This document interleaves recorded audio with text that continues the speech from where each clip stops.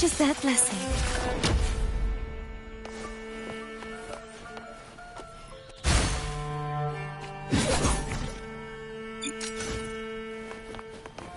The Knight's challenge has arrived.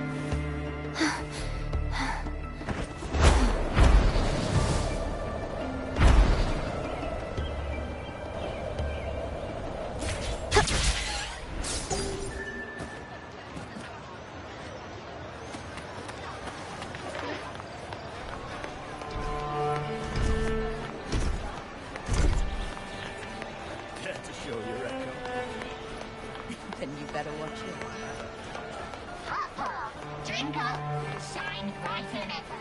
Endorsed by our legendary gladiator, Wuthering.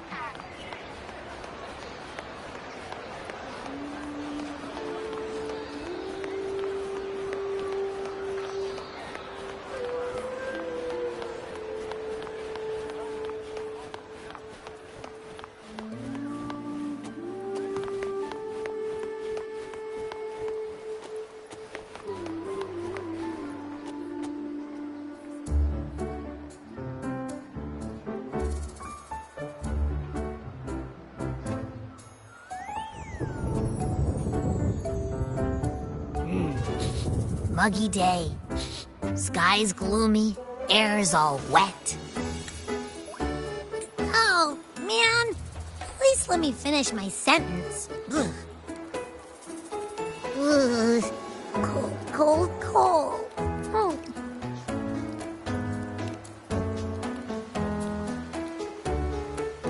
All right. I'm famished. We barely had a bite sprinting all the way here from Raguna. Whoa! Pinch me! This is a feast and a half!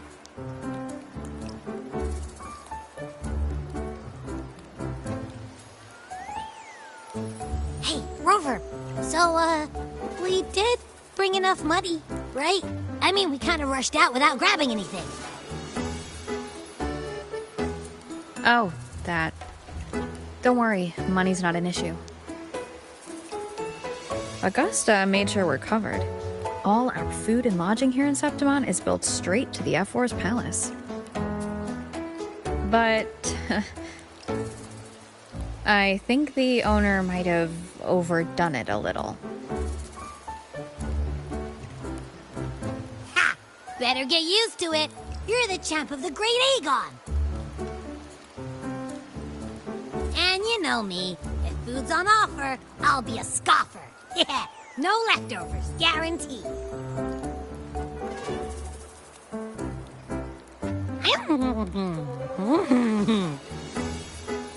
Free stay?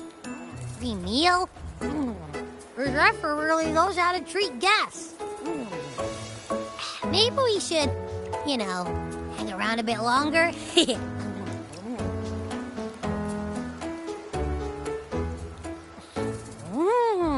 This smells amazing!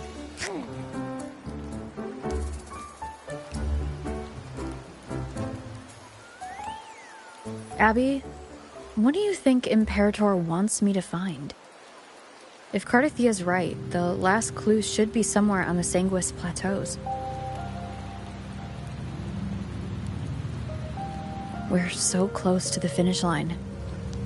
Just one step away. But our pace has slowed. Relax. We're already back in Septimon. What's the rush? I remember Lupa said there's this weird blight cloud hanging over the Sanguis Plateaus.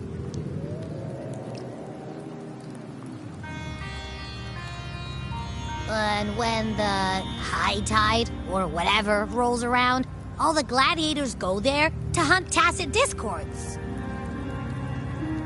Wait, is the high tide coming up soon? The Aphra's invite did say something about a big hunt. Huh, that reminds me. Aren't we supposed to meet her today?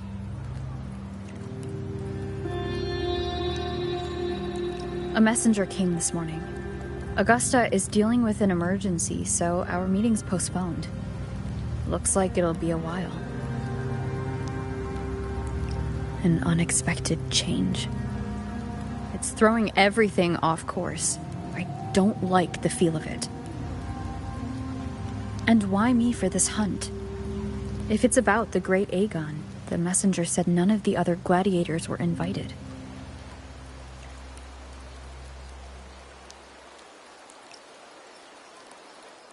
Who knows? Maybe she just wants to test her strength against you. Typical Septimontian, right? You think so? I've only met her a few times, but I doubt she acts on such simple impulses.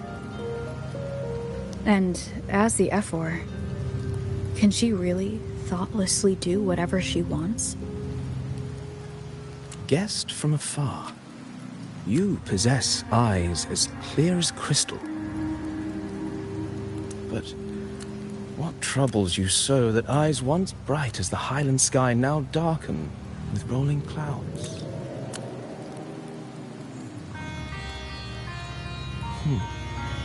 A warrior who walks the blade's edge does not falter over trifles.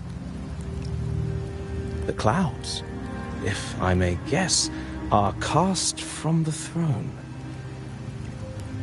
At the peak of Capitolini Hill, beneath the pale walls of the Ephes Palace, secrets lie buried. And the most intricate among them are those born from the pursuit of power. Even one as honorable as the Epher must learn when to be ruthless. In Septimont, a city forged in iron and blood, anyone who seeks the throne without knowing the cost is no better than a lamb marching to the butcher's knife.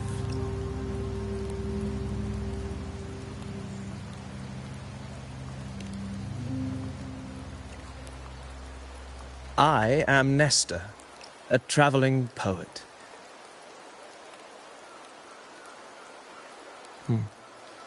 The rains in Septimont never seem eager to leave this season. So then,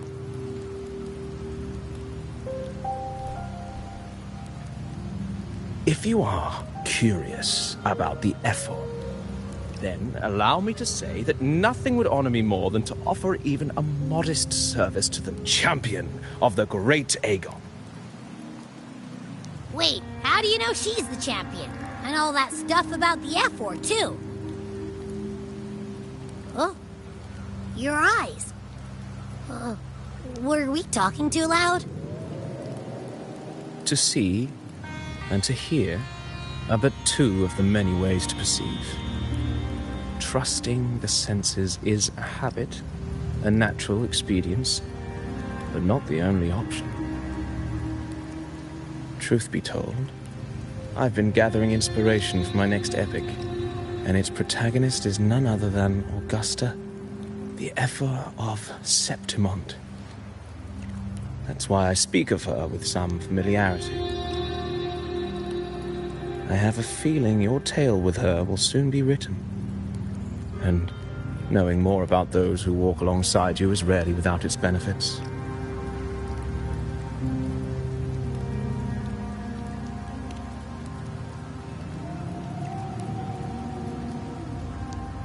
Augusta.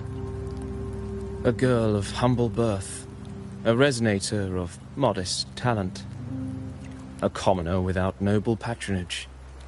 And yet, from the den of wolves that is Septimont City, she rose, and eventually claimed her place.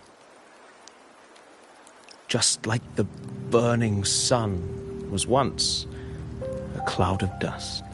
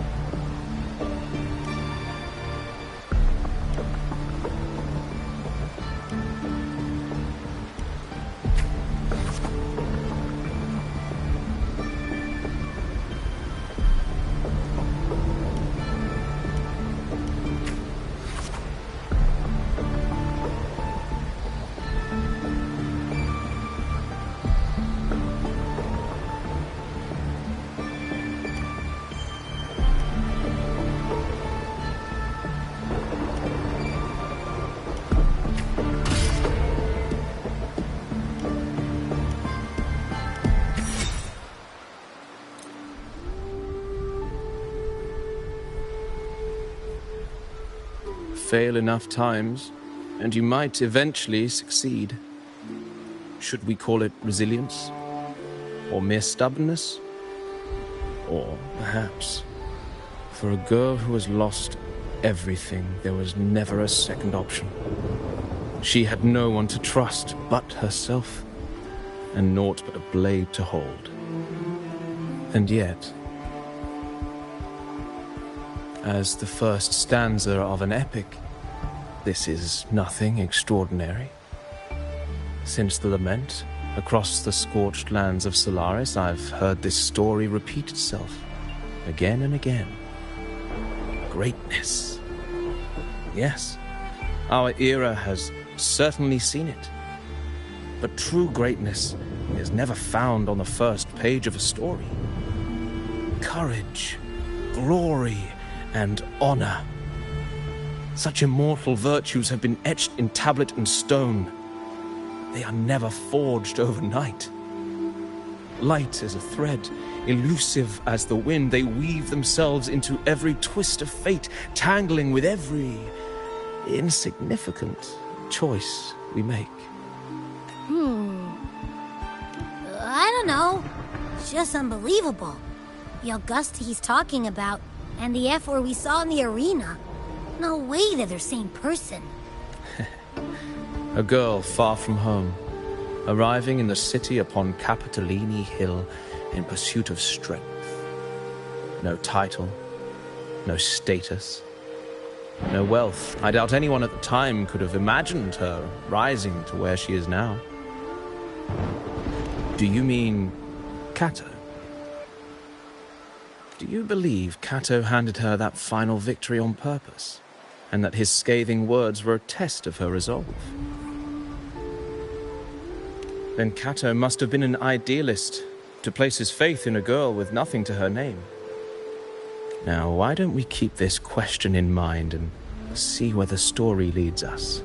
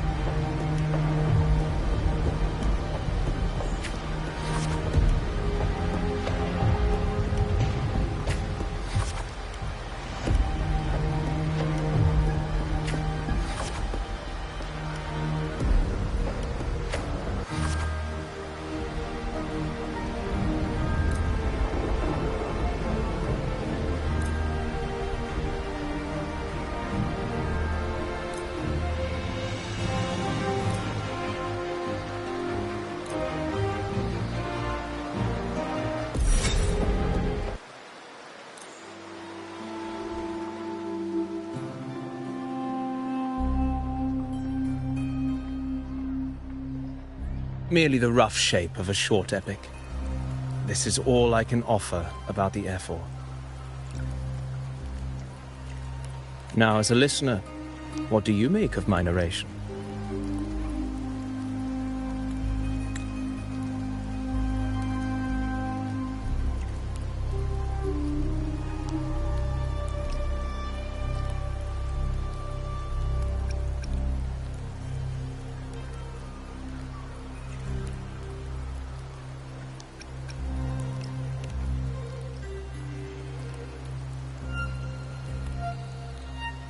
I appreciate your kind words, my generous listener. I am only a humble wordsmith, spinning verses and rhymes. The essence of poetry is granted by those who dare defy their fate. But there is one thing I must confess. Through my words, your knowledge of the Ephor is partial, at best. Poetry can only offer a glimpse of the true story. The reality of people, events, and things slips beyond the grasp of words. I do not belong in the pages of the epic, so I remain confined to the observer's gaze. I can imagine events and emotions unfold, but I cannot truly recreate them. Here's some advice for you, though I hesitate to call it such. If you want the truth of a story, step into it. Become part of it. The opportunity stands before you now. As I've said, the tale between you and Augusta, the hero of Septimont, is only now turning its next page.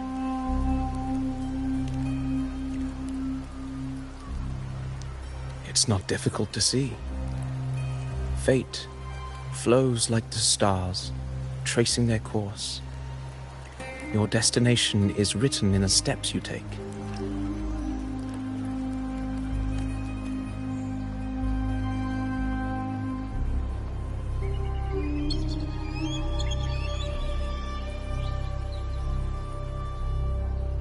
The rain is passing.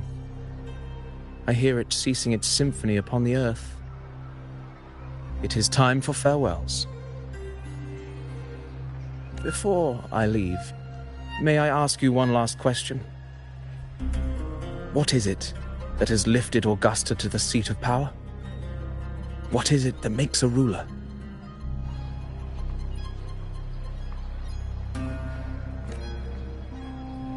Well, I'd say strength. Let's be real. There's no way Augusta could have passed those trials without strength.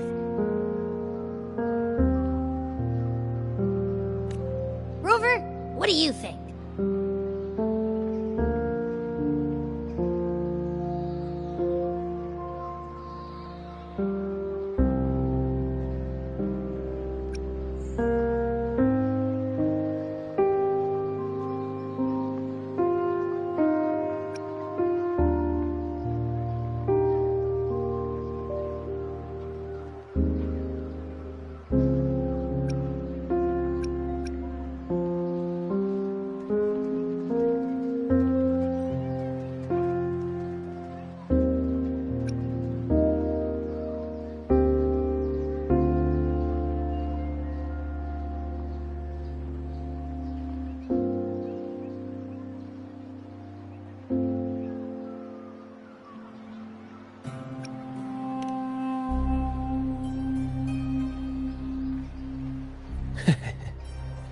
You needn't rush to answer now. Keep it in mind as you continue your journey. When the final chapter is written, the answer will reveal itself. Farewell, my friend. Our paths crossed by fate and by chance. Soon, after this brief encounter, everything about me will be gone with the wind. But you, your epic continues.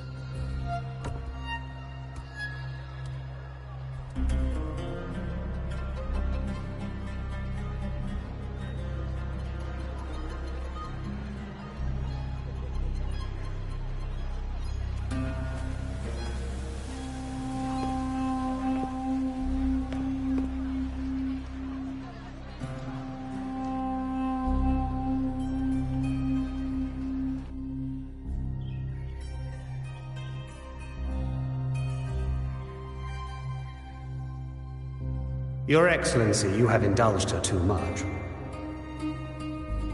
As the priestess, Yuno is far too unruly in both action and word. It's a disgrace to her title. Indeed.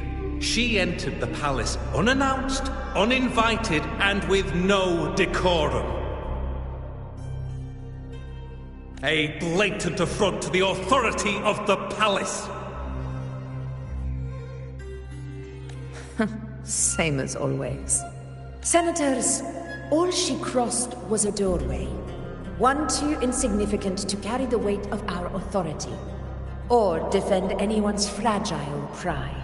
Let us not forget, it is not the walls of Capitolini Hill that command fear. It is my will, my sword, and our relentless conquest. I know your fear. You fear a priestess's voice drowning yours, and a rebel challenging the Senate's rules. But listen well. Power does not bow to sycophants, cowering behind their traditions. If you seek power, then step from the shadows. Face me, and prove yourself worthy.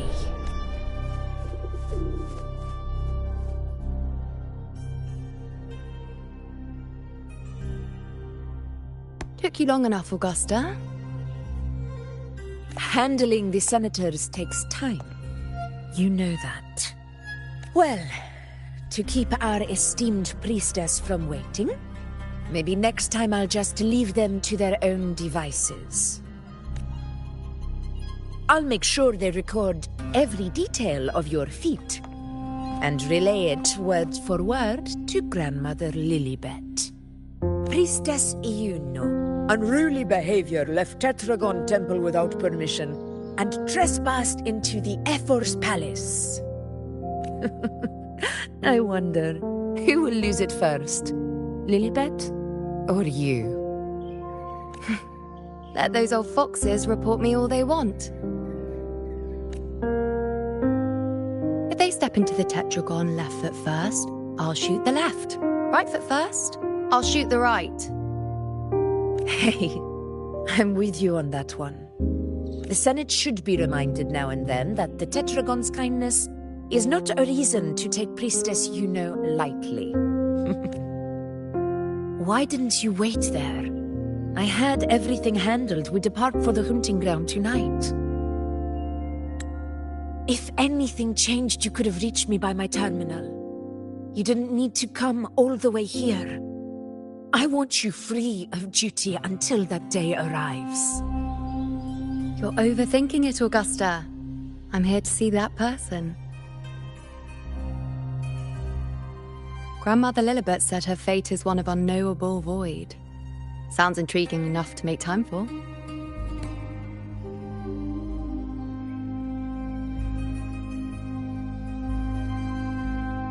So that's it? Too bad. The ship from Laguna won't dock until tomorrow morning, and we'll be gone by then. Ugh, what a hassle. Patience, you know. The warrior has accepted the invitation.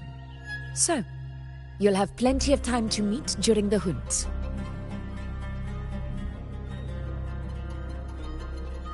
Is there something else you want to say? I read Grandma Lilibet's book of prophecies. The hunt and our plan, neither end well.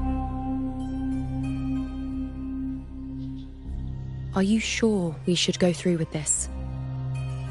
Risk does not trouble me. Peril simply requires greater strength. But really, when did you start caring about the temple's traditions?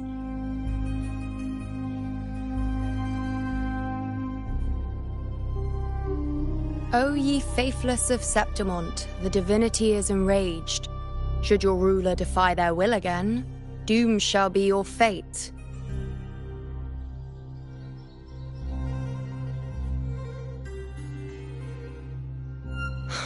Lately, I've been hearing murmurs from the nobles again, about the ancient prophecy from Raguna. I will admit, Those words once carried weight. But when our ancestors crossed the waters and climbed these hills, Raguna's divinity didn't get a seat on the ship. And the priestesses all said the prophecy was incomplete. Only the hero of heroes, wielding extraordinary power, risen from the dark tides, shall bring eternity to Septimont. Then shall the waters quiet, the tempest still, and glory return with the blood of the old king. Do not forget, this is the other half of the prophecy. Fabius, Attilius, Valeria, one after another, these heroes have saved Septimont from the brink of ruin. As long as a hero stands, no disaster can break this eternal city. What if this time is different? What if ruin is our fate? Then I will sever that fate with my blade.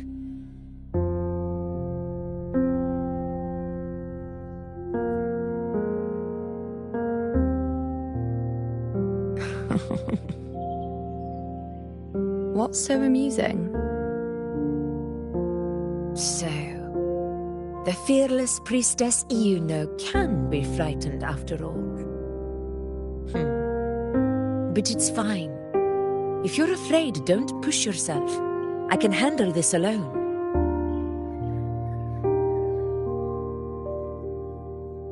Most revered priestess, wait for me in the temple.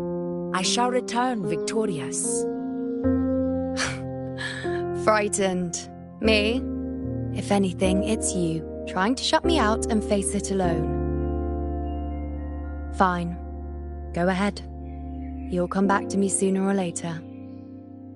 That I can't deny. I knew it. So you do need me for this hunt. Thank you. You know.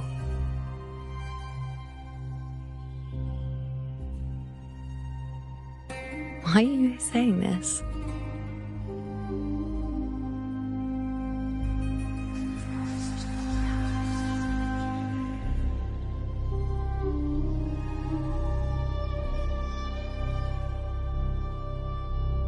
The storm is coming.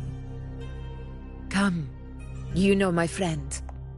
The best way to greet a storm is to walk straight into it.